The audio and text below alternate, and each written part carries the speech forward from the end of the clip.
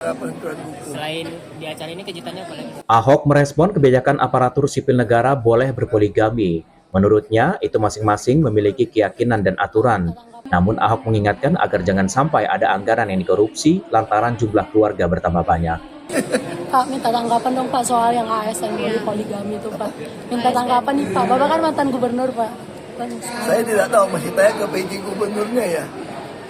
Karena peraturan, nah, buat saya sih itu kita susah mau komentarin karena masing-masing punya keyakinan, punya aturan. Tapi yang paling penting itu jangan sampai ada anggaran korupsi karena keluarga tambah banyak, ya kan? Kalau soal Anda mau punya Bapak, buat saya itu hak Anda lah. Tapi Anda bisa adil apa enggak nih? Kalau bisa adil terus nyolong-nyolong di APBD ya nggak boleh. Tim Liputan Berita Nasional TV.